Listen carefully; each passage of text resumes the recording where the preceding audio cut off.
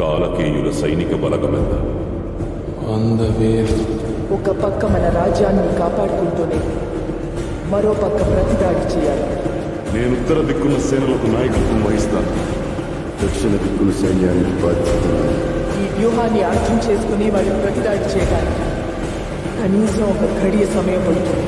అది చాలమ్మా, విజయాన్ని సాధించుకొస్తుంది. అర్ధ ఘడియ చాలమ్మా, వాడి తల నరికి తీసుకొస్తా.